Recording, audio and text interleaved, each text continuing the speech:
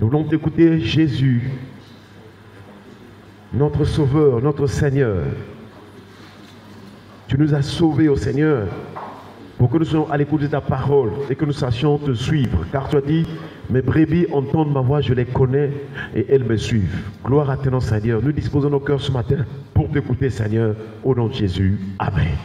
Amen.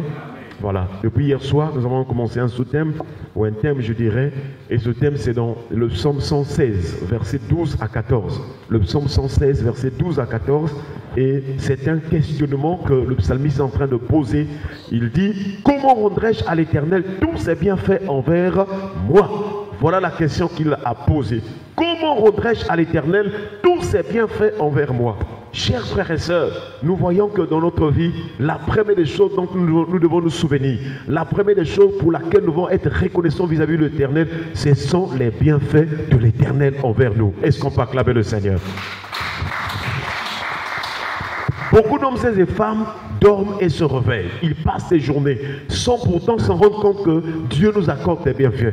Je vous assure, ce n'est pas un hasard que nous puissions nous réveiller, que nous puissions marcher, que nous puissions voir quelque chose. Ce n'est pas un hasard. Quelque part, Dieu nous renouvelle ses bienfaits. Dieu nous fait des bonnes choses, des bienfaits, au point où nous aussi, nous devons, chers frères et sœurs, lui être reconnaissants. Et dans ce psaume, pratiquement, ou je dirais précisément, le psalmiste est en train de se rappeler d'abord des bienfaits de Dieu, et il est en train de se poser la question, qu'est-ce que je dois faire en retour par rapport à ce que Dieu fait dans ma vie?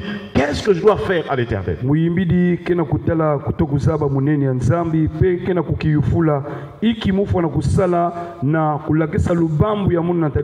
Et donc il se pose la question et il donne aussi la réponse. Il dit, comment rendrai-je à l'Éternel tous ses bienfaits envers moi? J'élèverai la coupe de délivrance et j'invoquerai le nom de l'Éternel. J'accomplirai mes vœux envers l'Éternel en présence de tout son peuple. Est-ce qu'on peut acclamer le Seigneur? Voilà, chers frères et sœurs, le psalmiste, ce qu'il veut faire pour montrer qu'il est en train de rendre, de reconnaître les bienfaits de l'Éternel. Dieu fait beaucoup de choses dans notre vie. Mais Dieu nous attend pour voir comment est-ce que nous allons rendre ce bien qu'il fait à notre égard.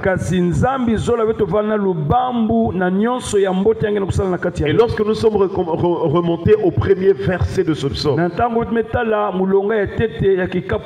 c'est ce que nous avons vu hier. Dans ce psaume, nous voyons quelques bienfaits que le psalmiste est en train de citer. Au verset 1, il dit, j'aime l'Éternel, car il entend ma voix, mes supplications. Donc le premier bienfait dont il reconnaît ici, il dit que car, donc la raison pour laquelle il aime l'Éternel, il dit car l'Éternel entend ma voix, mes supplications. Donc le premier bienfait de Dieu dans notre vie, c'est que l'Éternel entend. Est-ce qu'on peut acclamer le Seigneur? L'Éternel nous entend, il nous écoute. Lorsque tu pleures, lorsque tu gémis, Dieu t'entend. Et nous voyons l'histoire d'Israël. 430 ans en Égypte, dans la souffrance, et Israël a commencé à gémir, à prier, à crier envers l'Éternel. Et l'Éternel a dit à Moïse, j'ai entendu le cri que lui font pousser ses oppresseurs. J'ai entendu ses gémissements.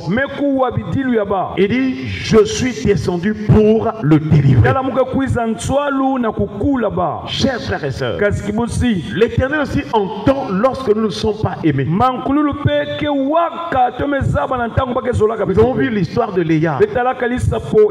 Hier, Léa aussi, Dieu l'avait entendu. Parce Parce qu'elle n'était pas aimée. Mais Dieu l'a entendu. Dieu lui a donné encore un fils. Et ce fils s'appelle Siméon. Siméon veut dire entend.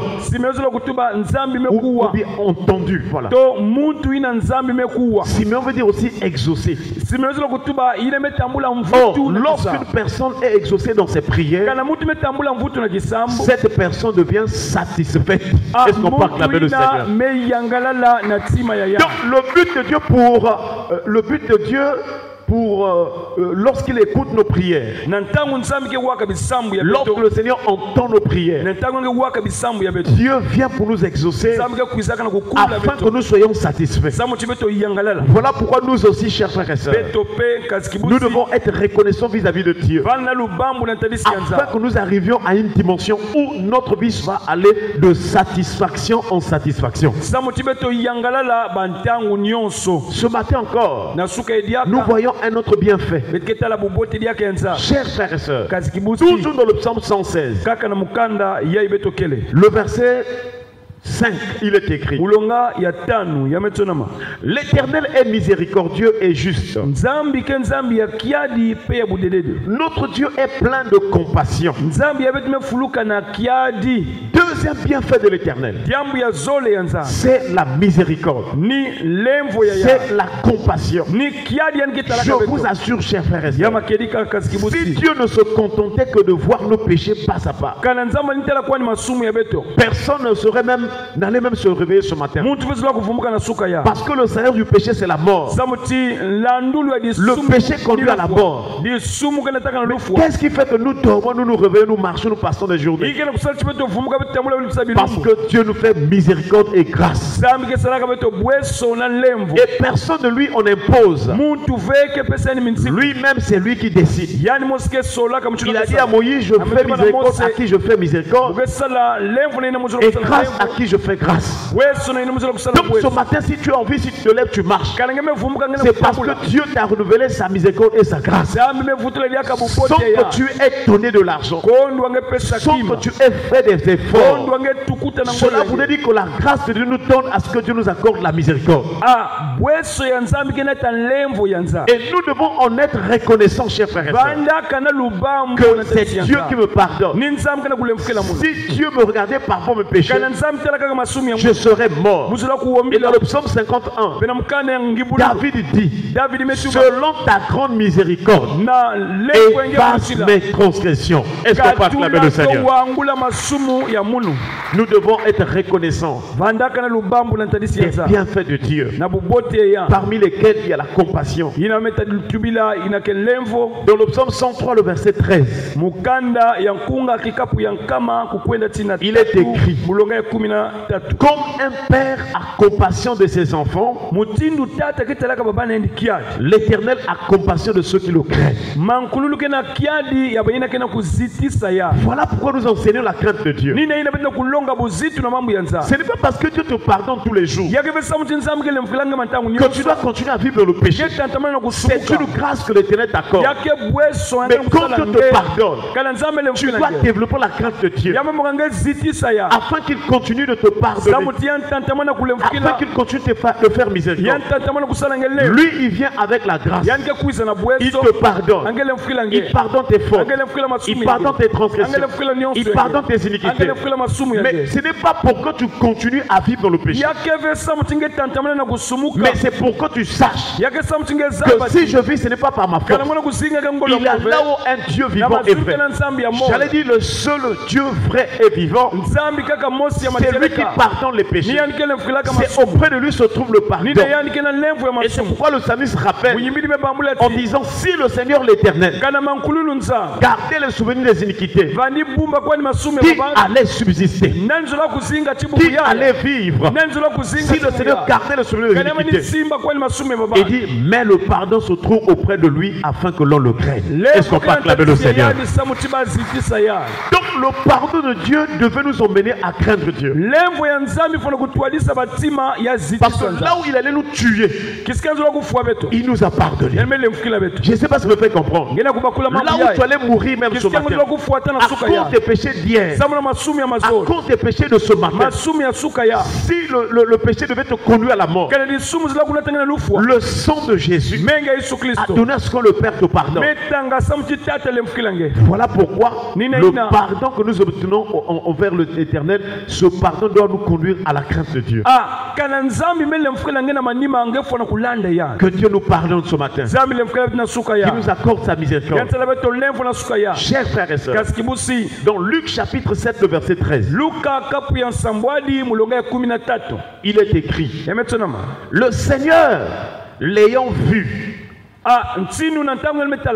fut ému de compassion pour elle et lui dit: ne pleure pas. Et son pas acclamer le Seigneur. Le Seigneur accorde la miséricorde non pas seulement à ceux qui pêchent seulement, mais il accorde la miséricorde à ceux qui pleurent. Là où tu as une situation malheureuse, et dans ce texte, c'était une femme. Elle était de la contrée de Naïm. Dans la ville de Naïm, elle était là. Cette femme était veuve. C'est-à-dire elle avait perdu son mari. Mais là où nous lisons là, la Bible nous montre que le fils unique qu'il avait, elle avait un seul fils. Ce fils-là aussi est mort. Je vous assure, il y a des gens qui traversent des situations malheureuses. Elle avait son mari avec un seul enfant. Le mari est décédé. L'unique enfant qui était resté aussi est mort. Voyez-vous la douleur qu'avait cette femme? C'était difficile, c'était malheur. Mais je vous assure, pendant que tous les gens de la ville sont en train de l'accompagner pour aller enterrer, les gens soulevaient le cercueil, le fils unique dans le cercueil. La maman est en train de pleurer. Chers frères et sœurs, ils sont en train d'avancer. Ils sont en train d'avancer dans leur malheur, dans leur douleur, dans leur pleurs. La femme c'est-à-dire n'arrivait plus. Nous bénissons le Seigneur parce qu'elle rencontre Jésus-Christ. Est-ce qu'on peut acclamer le Seigneur? Et quand Jésus est arrivé, il a arrêté ce cortège. Jésus a arrêté, il a touché le cercueil. Chers frères et sœurs, première chose, Jésus a eu compassion de cette femme. Ensuite, il dit: ne pleure pas. Ce matin, le Seigneur te dit: ne pleure pas. Dis à celui qui est à tes côtés: ne pleure pas. Quelle que soit la situation malheureuse, quelle que soit la situation difficile, quels que soient les soucis, les inquiétudes que tu avais jusque-là, Jésus te dit: ne pleure pas. Pourquoi? Parce que quand tu rencontres Jésus, quelle que soit ta situation, il est capable de changer les temps et les circonstances. Il est capable d'accorder la solution. Jésus est le Tout-Puissant. Il n'y a rien qui lui soit impossible. Quand il te croit dans une situation malheureuse, il change cette situation en bonheur. Il a dit à la femme: ne pleure pas. Toi aussi tu as beaucoup pleuré. Peut-être que jusque là tu as un problème. Tu t'attends à une solution. Jésus est la parole que nous prêchons. Quand tu écoutes la parole, tu es en train de rencontrer Jésus. Quand tu écoutes la parole de tout ton cœur, cette parole va rentrer dans ton cœur. Elle va rentrer dans ta vie pour t'apporter la solution. Et Jésus a déclaré la parole. Il dit: jeune homme, lève-toi. Le mort est sorti du cercueil. Et il a commencé à parler. Est-ce qu'on peut acclamer le Seigneur?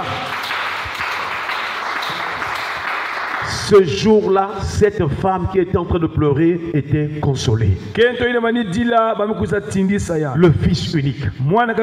Mais comme il a rencontré aussi Jésus qui est le fils unique de Dieu, la guérison s'est manifestée, la délivrance. Deuxième chose, Dieu nous accorde la miséricorde. N'oublie jamais cela. Reconnais le pardon de Dieu. Et ensuite, crains Dieu. Ne repars plus dans la vie de péché. Aujourd'hui, Dieu t'a fait grâce. Malgré les péchés d'hier ou de ce matin, il t'a réveillé, il t'a pardonné, il t'a fait grâce. Au sortir de ces moments, ne repars plus dans la vie de péché. Crains Dieu. Dis à celui qui est à tes côtés, crains Dieu. Alléluia. Amen. Et le Seigneur te fera miséricorde et grâce. Dieu porte ses regards à ceux qui craignent son nom. Même si tout le monde est en train d'être détruit, si tu as la crainte de Dieu, il va te garder, il va te protéger. Que le Seigneur nous donne de comprendre ces choses, qu'il nous donne d'être reconnaissants par rapport à la miséricorde que Dieu nous accorde, à cause du pardon que Dieu nous accorde, que nous puissions avoir la crainte de Dieu. Baissons les têtes dans la prière. Prions le Seigneur au nom de Jésus. Bonne là.